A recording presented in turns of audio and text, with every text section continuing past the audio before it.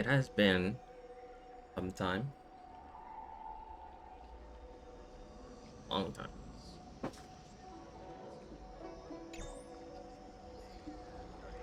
So,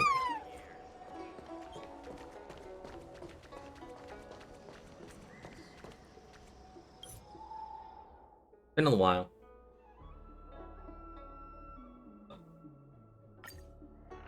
I reunited with Don Hung and unexpectedly made contact with Screwlum. He warned us that Amphorius was actually an experimental ground for the erudition and was rapidly falling into the path of destruction. A Lord Ravager would soon complete its evolution in Amphorius. To tackle the crisis together, I stayed behind in Amphorius as an informant, while Don Hung returned to the Express as planned to seek help. On top of that, Screwlum informed us that March 7th had also been drawn into Amphorius earlier. However, the current priority was the Era Nova. I quickly arrived at the Vortex of Genesis and met with Finan. The Era Nova ritual was supposed to proceed smoothly under the guidance of Lycus, but the appearance of the Flame Reaver once again left the fate of the world hanging in the balance. We struck down the enemy's mask, only to discover that his face was identical to Finan's. When his body was pierced by the ceremonial blade, a flood of memories surged forth, revealing the truth about Finan, the Flame Reaver, and Amphorius. It turned out that all of us were trapped in the eternal recurrences created by Finan and Cyrene. And the Flame Reaver was Finan himself, who had burned out after bearing countless core flames. Their goal was simple: to oppose the Aeon and rewrite the world's doomed fate of destruction. The eternal recurrences had already played out 33,550,336 times. In this final cycle, I promised Finan to take on the title of Deliverer and save the world in his stead, while he would fulfill the wishes of the countless versions of himself. Tear the sky asunder and confront the destruction head on. Thus, with Finan's help, time in Amphorius reset once more. But I became lost in the chaotic flow of time. At the critical moment, Mem, who had regained all her memories, sacrificed herself to send me back to the beginning of time. So, it has been a moment, and a lot of theories came out after this, and this also confirmed a few theories of not of mine, but a few theories that I had when I saw the trailer as well. Yeah, it was nuts, especially from what I saw, especially with the character releases. It got nuts.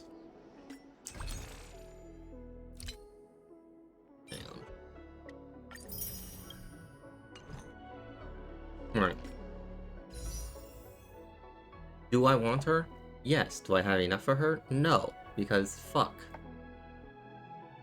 So we're gonna hold off just for a little bit, and then we'll go get her. And I did get her, as my very first team that I was playing was a Kafka team. Like, this was my very first team. So I built Dot, like, a long time ago. So having every search is kind of nice. And I can already hear it. For now, hang on.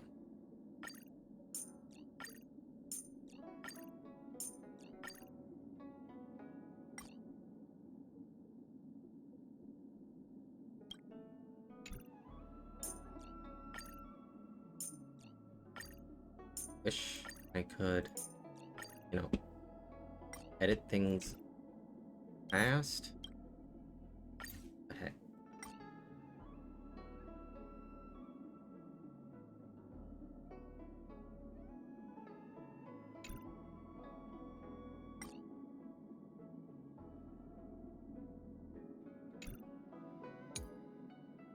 Oh, quantum. That's my dot. Yeah. Oh, I got stuff for that. The fine on team and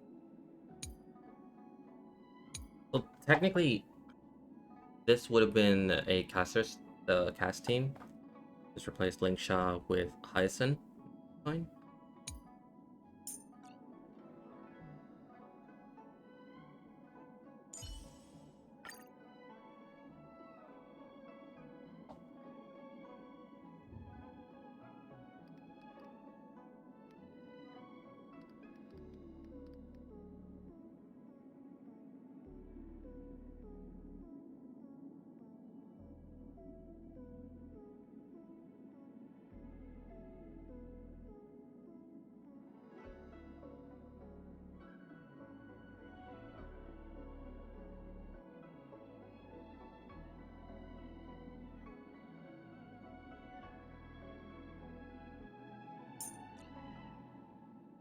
Yeah, so technically it's the exact same as the fine on team. Literally the exact. But instead of Robin, is Trailblazer.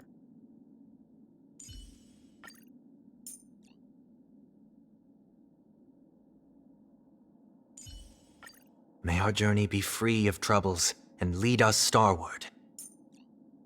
And Sustainer.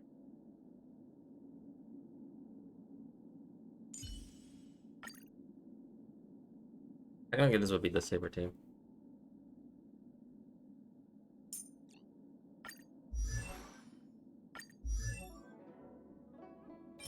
Good.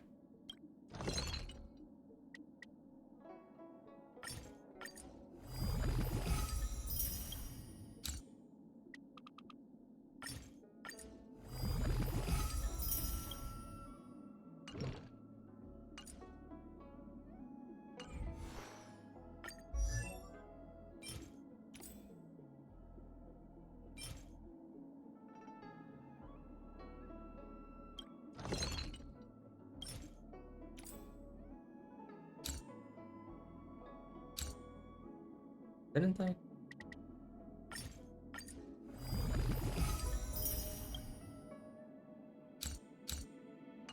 Weird. Okay.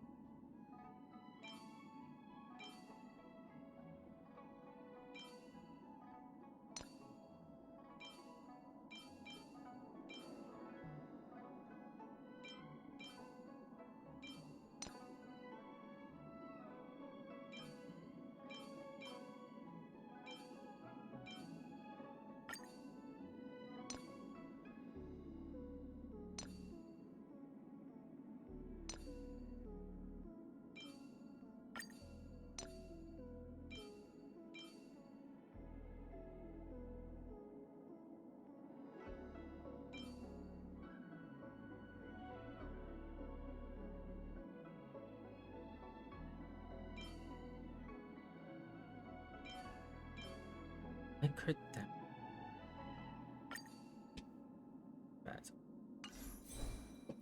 Bad. What is her base crit rank?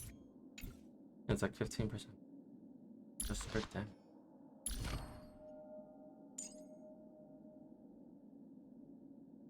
Yes, yes it does.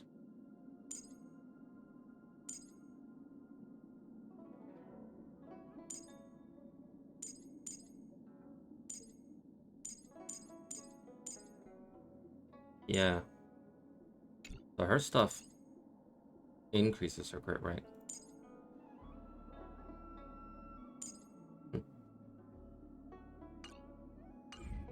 Okay. Obviously, that'd be my second team that I want to build. Right now, I'm just focusing on one, which is the dot team. And I already got Archer somewhat built. Been a hot minute. One. Yep. I'm just working on those traces. Other than that, literally, I was like going for free when I was pulling for fine on. So okay, yay.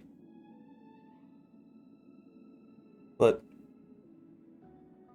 we're not here for that. We're here to get emotionally damaged. The question is, what team do I want to use?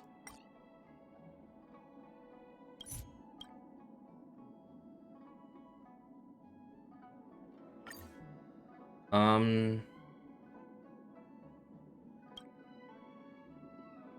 don't have Hyacillion, but this will do for now. I really do want Hyacillion.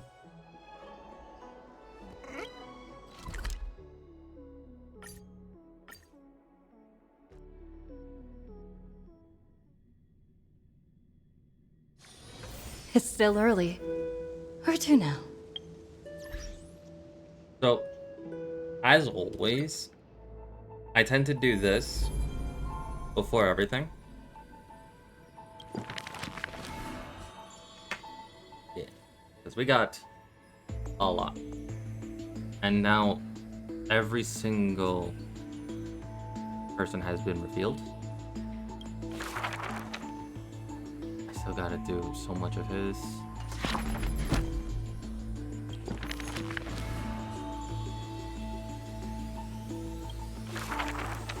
Hers has just started. She's complete.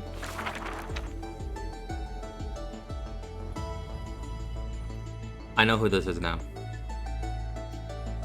Yeah, I know who this one is. He even told me. So for context, Tribi, Doridra, Evernight. When I first saw this, I didn't know who it was, but after the trailers, after everything, and technically you're supposed to see this. You're supposed to do this before that. Evernight. This is March. Don Hung, Paradox.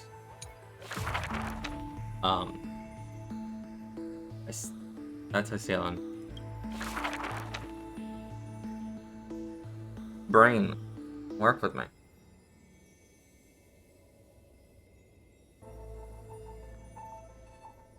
Blanking on names, but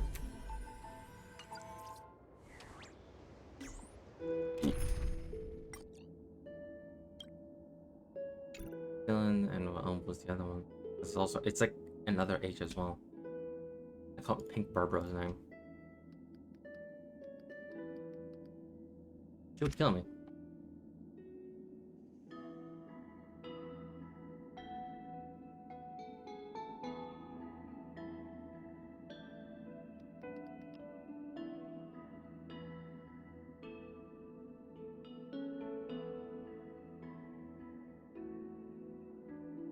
Hyacinth. Okay. Hyacillion's Hyacinth. That's why I got it so mixed up.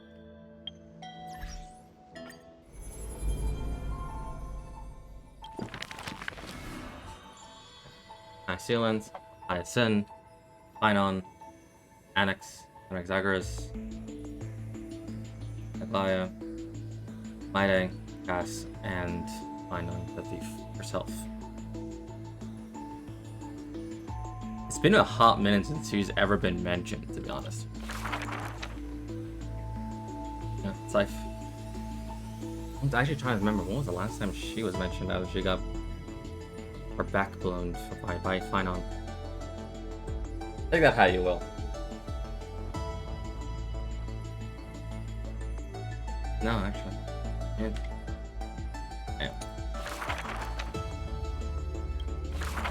Let's start with the very first one. Who would win? A young girl emerging from her sheath and showing her edge, or a tyrant who has emerged victorious from 100 battles. The Black and White Legion squared off on the battlefield. Golden and crimson blood converging into a coursing river. The leader herself actually dares to step forth and face peril? The tyrant charged toward the exposed gap in the king's flank, and instantly fell into a trap of raging flames and iron rain. On the board, the king too is but a chess piece. If the king does not lead, how would any dare to follow? She lifted the king of the crystal pieces high, as though proclaiming the ascension of a new king. Who would win? The holy city that stood for 1,000 years? Or the foreign city-states invading from 1,000 miles away? Hollow hatred ignited the flames of war. The besieged walls of dawn tottered. Only a miracle can save us now. The cowardly elders barred themselves behind closed doors, while the trembling citizenry knelt and prayed. There is no need to panic. The miracle is already here. Under the banners dancing like waves, the burning crown shone bright as the wheeling constellations. Who would win? The general who saved the city, or the high and mighty with their privileged authority? The guillotine fell, severing the elder's life. The whispers dissipated, and the scales of victory tipped. From this day forth, I shall bring justice to the holy city. The people cried out her name and knelt in reverence, but were stopped by the sound of the scepter of authority striking the ground. Do not lower your heads beneath my crown. This was the first, and also the only Imperator. Who would win? The heroes bursting with ambition, or the omnipotent gods? The Imperator issued the decree! The start of the Flame Chase journey is at hand! Perhaps drawn by the grand design to welcome the Era Nova, or perhaps convinced by that king's great renown. Righteous warriors from across the land gathered before the Imperator's throne. On the day the journey began, the sky was an expanse of fluttering banners. The people gazed upon the overwhelming military alliance, a golden city reflected in their eyes. As for the end of that chess game, the scholars debate endlessly, but such discussions always end with a sigh. The invincible Imperator faded at the pinnacle of power. The crown's flames extinguished in the lake. The banner, once revered by the people, along with the broken spears of the heroes, now a tomb. The people said, Even the sovereign that conquers all before her is no match for fate. Yet she said, In a war with fate, has there ever been any justice?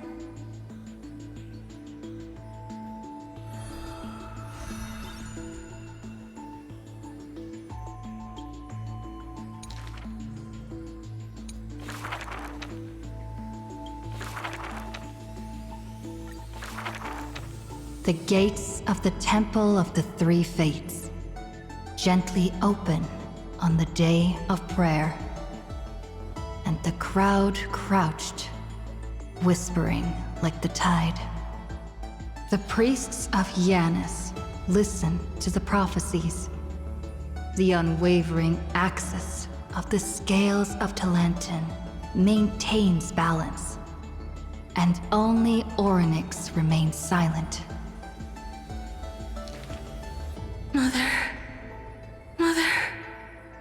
Teach me how to answer prayers. The Titan tasked with time is as perplexed as a child. Don't be scared. Please don't be afraid. A familiar voice rings out. Listen carefully.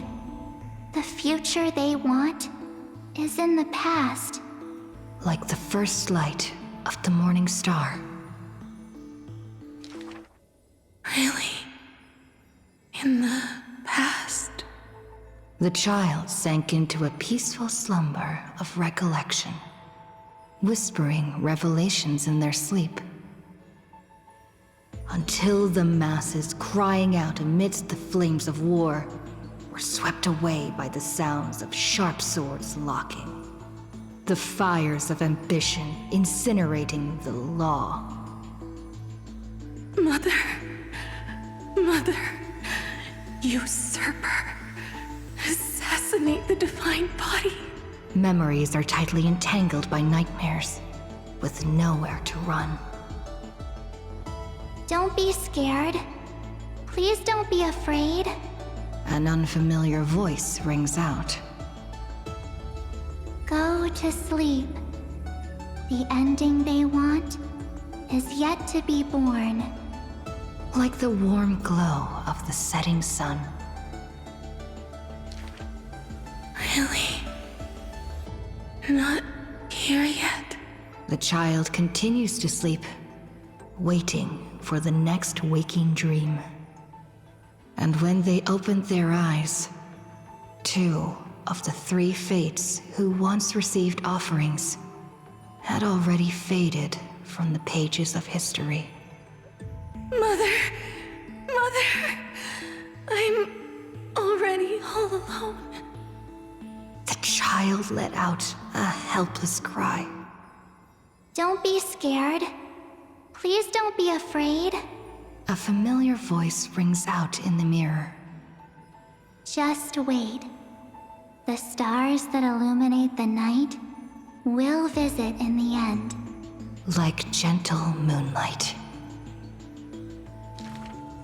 The gates of the Temple of the 3 Fates now close tight. People no longer pray to a titan who cannot touch the world. Within the inescapable dreamscape, the flower stems nourished by the black tide serve as a swaddling embrace, drowning the young child's soul. Mother, help me leave this place. But this time, they didn't receive a response. Only long years of yearning and pain. Like the silence of the Evernight. Days and nights passed. The years turned. Dust covers the glory of the past. The priests have forgotten this titan. Waiting. Hate waiting. They watched over the slumbering sprite, gazing at the dull mirror. But a fleeting mirage flickers in the mirror. The shining stars and the lights of the home. And a strange yet familiar voice. Wake up! Our familiar old friends have already arrived. Like the newborn dawn.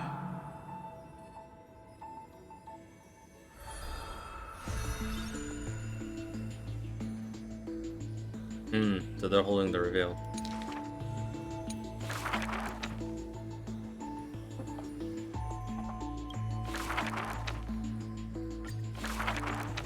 The ancient chaos was shrouded in silence and shadow. The giant dragon's offspring was born from the earth. Sweet dreams had smothered the giant dragon's eyes and ears. And as they slept, the 100 eyes of Aquila had already opened.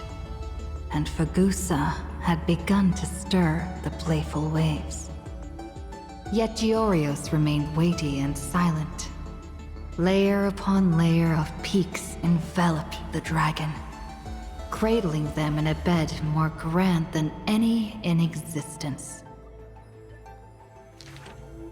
The giant dragons spent their childhood in darkness. From the moment their bleary eyes blinked open from haze of slumber, they hungered to feast on crude iron and drink deep of molten lava. Until one day, they raised their head and with a low, guttural voice, pleaded to glimpse light. The Titan lifted them up by their ribs, slowly raising them. The dragon's spine sliced through the strata of rock, cutting open the soil. When they reached the surface, they summoned mist woven of the fire of the stars. As though seeing themselves clearly and in full through the eyes of a giant bird. The giant dragon walked the earth alone. The Titan knew they were lonely and terrified too, and so sculpted new beasts from flesh and bone. In that wild, barren world, the giant dragon led the beasts of the earth. Excessively long life gifted the giant dragon with eyes that could pierce the veil of years. They witnessed the separation of day and night, as well as the entanglement of reason and romance. And even Kefali did not neglect to share with them a chalice of golden blood. The ocean teased, saying, even should the earth sink utterly, they would not rot. Ever since they opened their eyes, the giant dragon rarely returned to slumber. And thusly, that mesmerizing dream that occasionally burst forth at night etched a trace on their memory. The gods they were familiar with were in this dream, and they were as immense and imposing as ever, yet had lost their freedom. Just what manner of magnificent pathstrider could imprison the Titans as mere reflections? The giant dragon dreamed also of their own path, that great breath from the heavens, or perhaps from beyond even the heavens. They dreamed of silver shards amongst the stars, reflecting the form of another giant dragon. That great cerulean dragon approached Amphorius, the distant whispers roiling, becoming a roar engraved on the earth. They recognized the meaning in that low roar. Its name, permanence.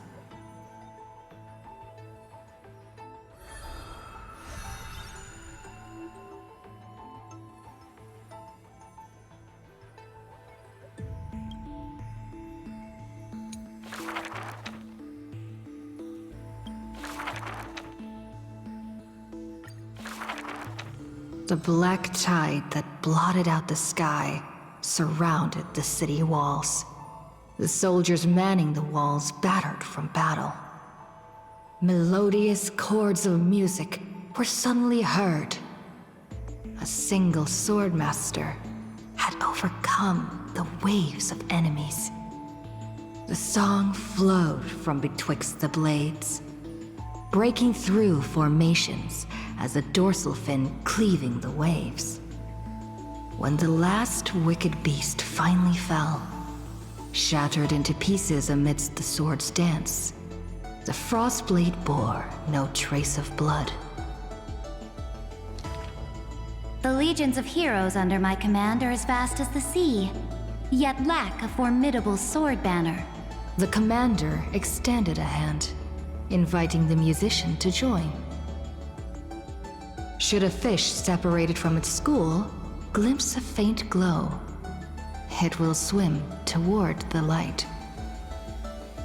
The swordmaster clasped the commander's hand, as though gently grasping the hilt of a keen blade. When the spray of her waves extinguished the fires of war from the holy city, a golden name was engraved upon the stone pillars. The former commander burned the crown to become king.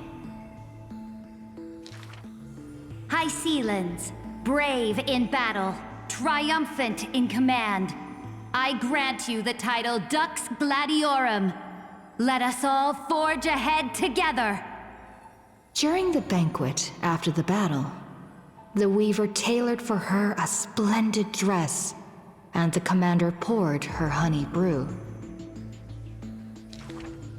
Her golden-blooded comrades gathered about her, chanting her new name, urging her to play that splendid music. The candlelight danced and mingled with flowing drink, swords and song ringing out in unison. Yet none knew that was once a lonely melody from the deep sea. The music of revelry continued for a long time, until the whispers of conspiracies were buried in the songs, until the roars of lethal struggle shattered the music. Legend holds that they who bear the weight of a pillar shall one day return to where it stands. Those who tug at the earth shall end amongst the mountains. Those who sow dawn and dusk shall remain eternal in the sky.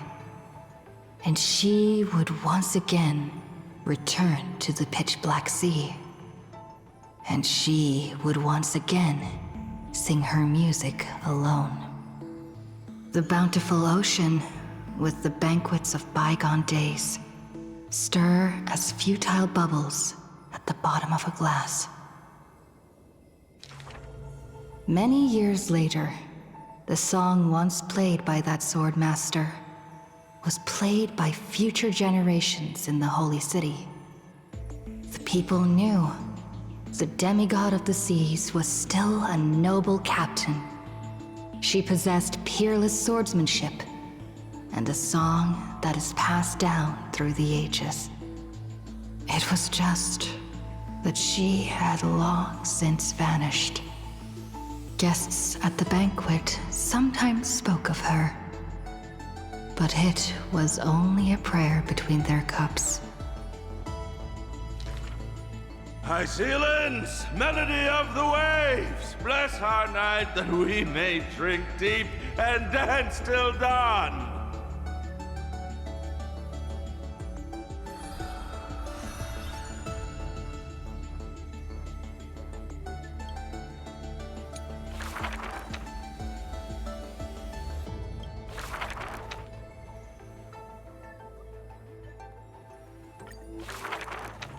On that day, the dawn promised by the Skyfather shattered in haste.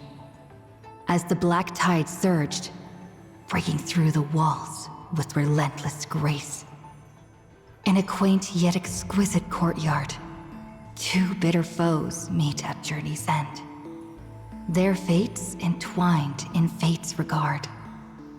With no escape, no road behind, they trade a weary smile in kind. Together, they gaze at the heavens of fire. If I can ever see the faint light again and stay alive. Then, Outlander Nemesis, you I will forgive. Not long ago, as the romantic demigod closed her eyes, the girl bottled her tears in sorrow, and once more opened the dim-lit garden wide. Two figures step into the courtyard's gate. A general of Kremnos, her body torn, by vengeance bound, by fury swayed. A noble of the Holy City, once wrapped in gold, now haunted by a fate betrayed. A simple injury, or so the girl believed. Yet the two women met with scorn, their words like blades. Because their children fled in love's embrace, while bloodied pasts left scars in place. A feud unbroken by countless years. A chasm carved by blood and spears. This was a sickness beyond the girl's touch. Just do your duty as a healer, girl. Family feuds are like sunlight and storm clouds. They cannot mend. At last, the girl saw it clear. The courtyard's birth in days of yore was born to mend the rift of dusk and dawn. Then I will make every effort to have you cast aside your difference in this faint light. Before long, the general's wounds were healed, and the noble's worries gently repealed. Yet when their gazes met once more, the loathing within remained unswayed. The girl then spoke the tale of her skykin, of a grandmother's sacrifice, a father's flight from within, of ancestors who descended, leaving their feud behind. Their hands in hers, she held them tight, yet flames of hatred burned too bright. She did not waver or despair.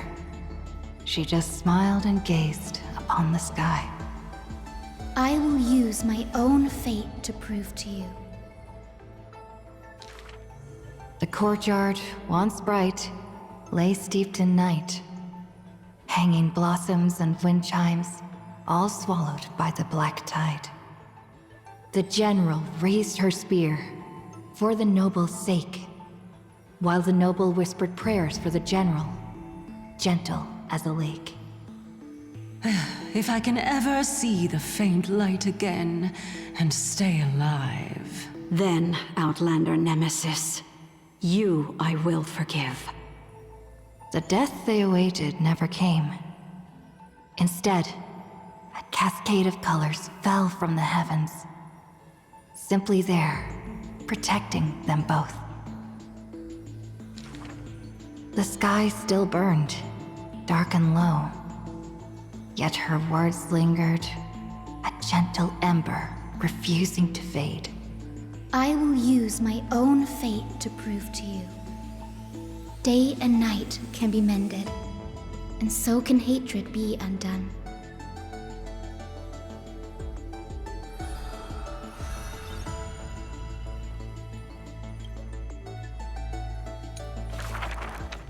Sky Castrum, its ruins, like a blind and weary eye, gazes upon the earth in its dying sight. Alone, the girl remained upon the battlefield. No time to shy from the searing gold, no will to wear her usual smile. She fought her way to destiny's edge. Of the crumbled mural, but one piece endured. A corner portraying the day thunder night, dazzling in blaze. She placed her hand upon the mural. Pain seared through skin and bone, as the picture claimed her within its lines. Nothing is mightier than the sky. It holds countless wonders within its clouds, and each opening and closing of the eyes brings dawn and dusk. In that painted world, the girl Celiosi's eyes glowed, watching her father, steel-clad and unyielding, cross the land beneath the searing sun. But the girl known as Hyacinth recalled her father's fragile light in the dark, the journeys into lands unknown, marked by endless sunlit days and restless winds. The sky is the gentlest of all. It watches over all things with compassion, showering them with soft rain and morning light. And yet, the sky remains so cold. It witnesses believers tear each other apart. And still, it cowardly flees from all responsibility. Within the frame of that image, the the one called Seliosi bore fury in her gaze, her golden blood trailing as she turned from home, sharpening arrowheads beneath the wide and barren sky. Hyacinth remembered her grandmother's song. She recalled her prayer to Aquila before her grandmother's journey, and how bitterness followed her to an unknown land. But the sky is so lonely too. Forever distant from the world beneath. It watches every sorrow, unable to intervene. No. The sky must be merciless. It must scorch the wicked, temper the fragile, and pass divine judgment upon all human wickedness. Within the mural, the girl named Seliosi became the divine eye, gazing down without mercy, a titan passing judgment upon her own kind. But in memories deep, Hyacinth heard their call, the golden threads that shielded all, the burning sun, vast and unyielding, carrying the weight of all the world had known. No, the sky must not forsake kindness. Through its boundless embrace, it carries the core flame of hope for humanity. The sky, it's so dark, so cold. In the depths of memory, the girl named Seliosi pulls her knees to her chest and trembles.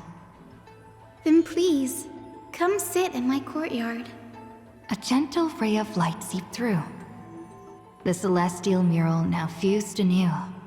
Once more, the land knows favor and boons.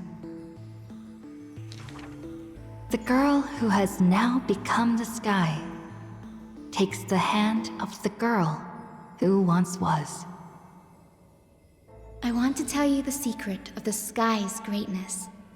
Whenever the anguished earth looks to it, it always offers a smile in return.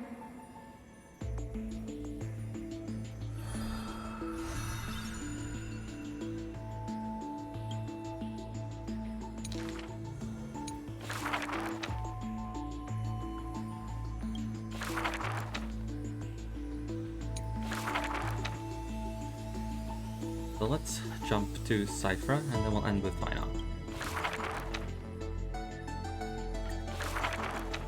This is an age of ruin. The Chrysos War ignites once more, while Zagreus' taunts ripple through the city streets. This is also an age of splendor. 300 thieves spring forth from Dolos, each scheming to conceal the truth from prying eyes, robbing the rich to give succor to the poor. Every one of them deceives gods and men alike, righteous and valiant. The fling chase journey has been cut short midway. Yet the girl pounds her chest at the gold weaver, not afraid. The core flame of trickery is near. If now isn't the time to risk it all, then when? The prophecy reveals the Titan's trail.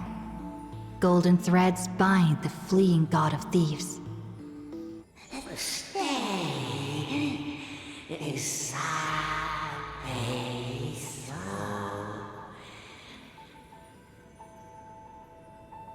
The young girl flashed a grin and walked towards the god who was pretending to smile. I once vowed to the god of thieves that I would force trickery to reap what they have sown. The Titan whispered from the vortex, the god of trickery's earnest plea. They made a promise to the girl who entered the trial, that the whole world would be bathed in light. No more lies and deceit.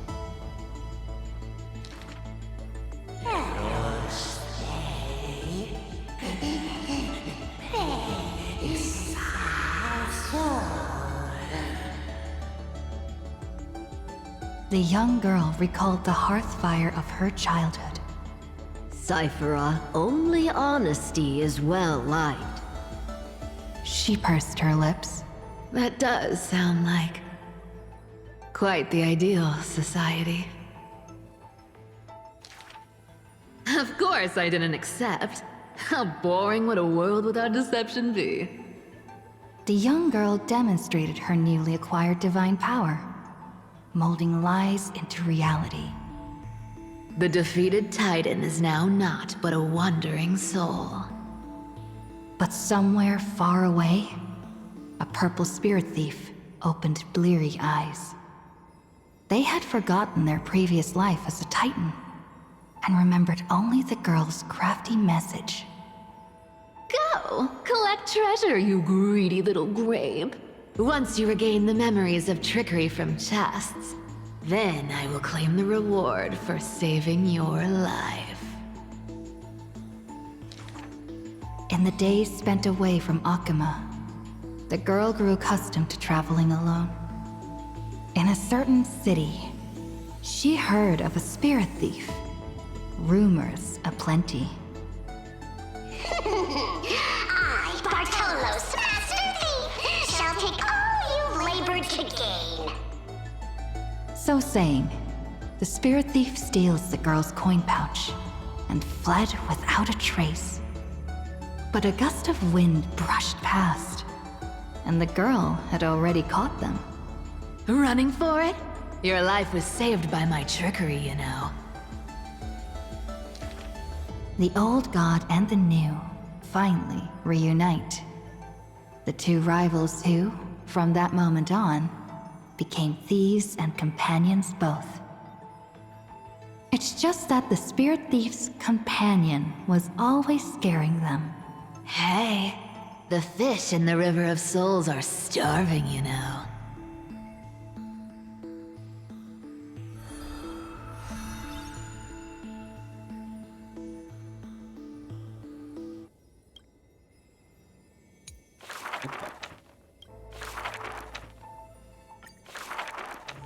A thief reveals a few lies. The first lie is called... Fellow thieves, come on and deceive gods with me. The world has already forgotten that feast. Lies unnumbered that drowned the Day of Souls. Schemes uncounted, burning for a night of revelry. 300 thieves shackled in imprisonment, in exchange for a Titan's resigned confinement. To have managed to trick the Grand Master of all tricks. I can die happy now. This was Dolos's great achievement. The deception of the gods, where even Zagreus was fooled. The second lie is called... The god of trickery is now not but a wandering soul. Why did she spare the Titan's life? The young girl knew not, even after asking herself. Was it greed for the treasure they promised? Or had she vaguely perceived their lonely fate? It's because you're every bit as despicable as I am. It's such a relief not having to deal with the noble. The girl dismissed and made light of herself, only forgetting trickery was once a god that supported the world. The third lie is called... Oh, eternal day! Endlessly illuminate the holy city. At Dawncloud, the chaplain's secrets foretold the coming of that endless night. What if my lies are more... sophisticated? Can the dawn last forever? No end in sight? Bearing the fate of the Thief Star, the girl was long used to walking in shadow. But as she gazed towards the holy city's dawn, her duty became fixed in her heart, stalwart in might. The fourth lie is called... There's no reason! I just don't want to see you again! The girl tried to mask her nonchalance, could never fool the Golden Thread's questions. But it is the false-hearted malice that most powerfully forces belief. A true flame chase hero willingly faded from attention, while the wayfaring traveler grasped tight onto fleeting light. She used divine power to forge a mask and conceal the last of her true heart. The fifth lie is called... No. There are... no more... lies... left.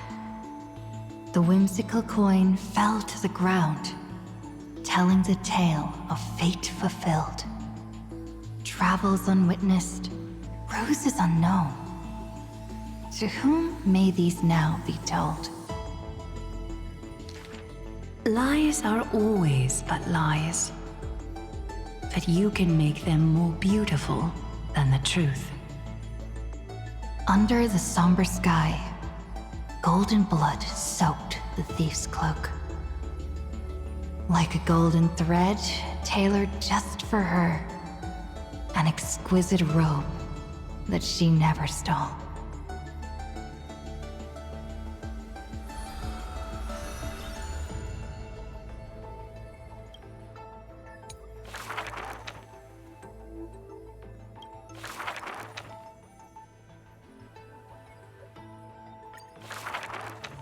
Final? Perhaps you're more suited to being a teacher's assistant. There was once those who misunderstood his alias. Final. An eventuality for students. A test for knowledge gained. It may bring wisdom to light and illuminate efforts, but the word's more common meaning is nothing less than the end. That's quite ominous. The man pretended to be surprised and responded with a smile. Though it does dovetail with our destiny. Laughter resounds. The man walks the land, leaving footprints filled with joy. Despite the weight of the past, he can always laugh it away. Those nearby glance at each other, unsure of how to respond. Perhaps I was just born easygoing. His explanation is just as carefree. Look at Mighty and Professor Anaxa. Boys all grow up into serious adults. But as long as I keep smiling, Akuma will always have an upbeat, shining young man. Though having said that, he too has quiet moments. Each time he gazed long toward the coming dawn, a smile remained fixed on his lips, paying no mind to anything else. His eyes were painted with the azure of the sky, gaze fixed on the titan bearing the world. I was just imagining. He explained his own trance in a comment. Kefali too was once in mortal flesh and raiment. Now, when the man comes with sword in hand, there is no need to doubt he will swiftly win victory. But his smile is pure. Ever since the start of the journey, he is still called a youth in this story. Youth is always ambitious, with lofty goals. But it seems that in the man's heart, only the wishes of others are held. Apart from the ideal of deliverance, what do you have left? The golden-haired friend once asked him so. He remained silent. Then, as he was wont to do, he simply smiled. As long as I don't ask for too much, everything will unfold as desired. In Amphorius, untitled statues are a prevalent sight. As for the inspiration behind these statues, They are said to be the clay figures that Kefali made at the world's creation. They made clay figures in their likeness, bestowed upon them the breath of life, and allowed the golden divinity of their blood to course through. Thus, the very first mortals roamed the earth, receiving the gods' mercy while realizing the sorrows of this world. But that sorrow was, in the end, only the sorrow of the world. Nobody ever cared what lay behind the smile, what the clay figure thought.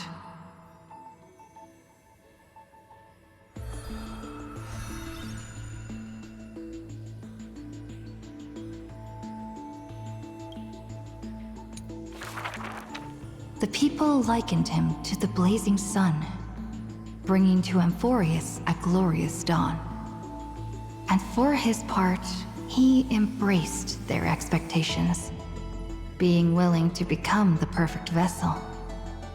Like that god who shouldered the world, the man never cried or frowned. Yet, he is not proud of his resolve, for sometimes he even avoids the funerals of the departed, only out of fear that he cannot cry for those in pain. He once sought out emotions of sorrow and walked with the lowliest of people. Henceforth, your misfortune shall be my misfortune. Responsibly and diligently, he protected all for the people, living in dilapidated cottages, sitting on aged stools, subsisting on nuts and fruit, beset by hunger and cold. The people thanked him for his grace, like a hearth warming winter nights. The man's presence dispelled the cold, leaving warmth with promises of morrow. Whence does his warmth come from? None ask. The man gradually perceives his true nature, but he dares not speak. Unable to bear the turmoil in his heart, the man set off on a journey once more. Then I shall go save what I can. He was a formidable warrior, invincible in battle. And when it was necessary to sacrifice for fellows, he could do so with ease, giving up everything without a show. Just as the ballad blown on the breeze says, losses are a constant on the flame chase journey. Indeed, sacrifices were not hard for him. Yet his misgivings grew with every tomorrow. Like a tear that cannot be shed, such a resolute willingness to let go comes only from the fact that in decisions, he is utterly unafraid to hurt himself. It is because you suffer that you are so much stronger than any ordinary person. There were also those who could understand him. Among them, the Crown Prince. But he smiled wryly in response. Perhaps everything was just human nature. Yet his misgivings never dissipated. This unknown man, in an unknown corner, from time to time, is swallowed by terror. Could it be that, unknowingly, path I walk is by no means the correct one? Fearing only that the greater the burden, the more the mistakes. The road trod by heroes need not be that beset by thorns. Finally, at the terminus of that road, in a desolate, empty place, the man's arms tremble. The power is beyond control, savaging all around it. This is the end of his road, but perhaps he had long foreseen it. but was doomed to be powerless to change it. I am willing to shoulder this world. That is no lie. But before the tears could flow, they were vaporized by the heat. His light blazed brighter than the sun, but beneath it, there was but cold destruction. The nameless hero, Kazlana. He had never loved himself. Why would he love this world? Right, there was also theories that Ainon or Kaslana will join the Astral Express.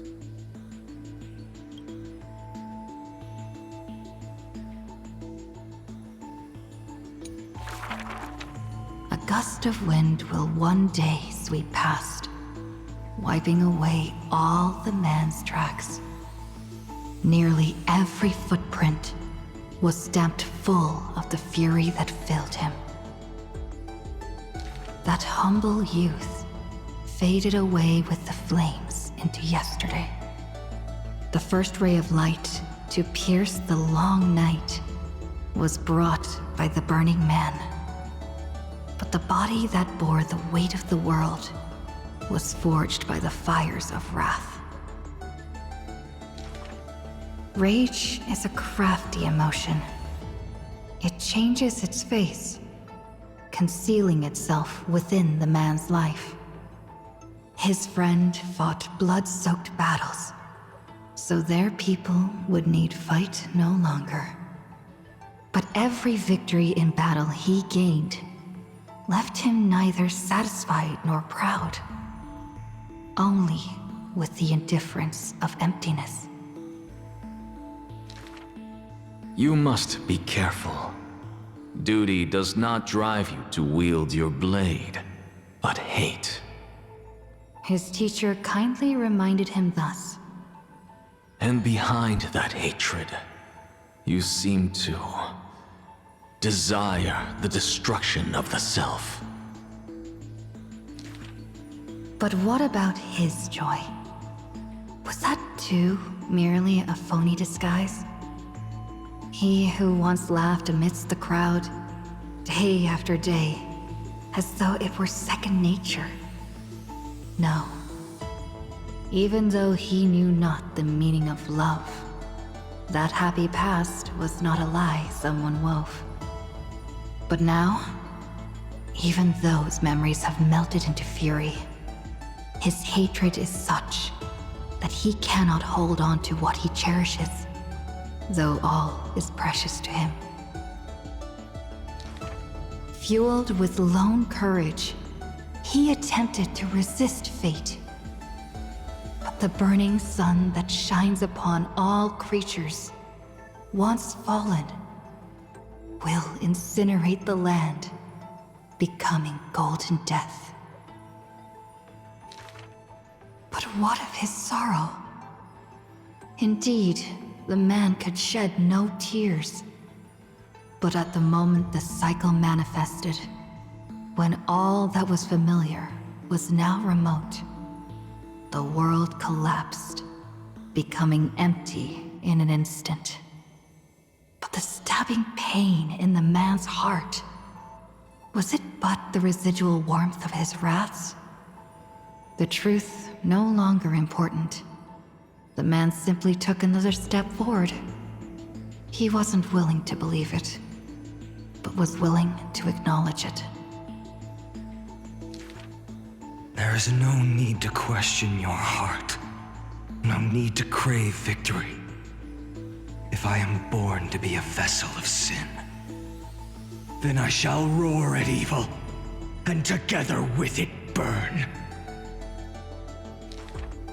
In the endless cycles, there were some moments when the man felt everything dissolve like a dream. In that dream, he would awaken again and become once more the boy who loved to laugh. But were he to open his eyes, the fury would cast a shadow He saw the creators choke his throat, gurgling and gasping. And in that boundless dream, he mistook them for his own jest. But their true forms were violent hatred. Towards the creators, towards himself. A roaring inferno. The prophecy departed. Amphorius was unable to usher in the dawn. What rises in the distance is not the morning sun, but a ball of all-devouring fire, setting the universe in conflagration, searing till the end of time.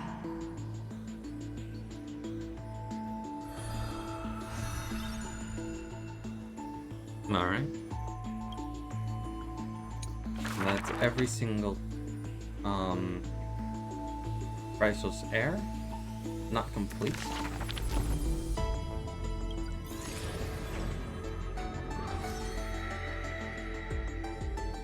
We just need 1, 2, 3, and 4. Just the last ones. We have our main cast. Oh my.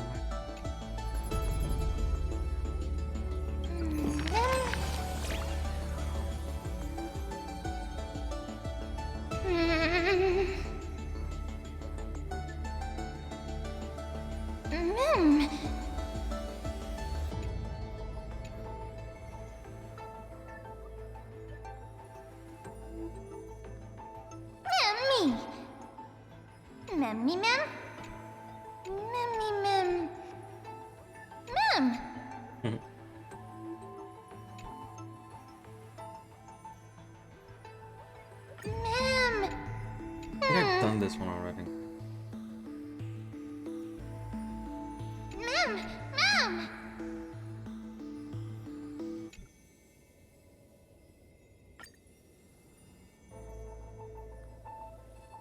Yeah.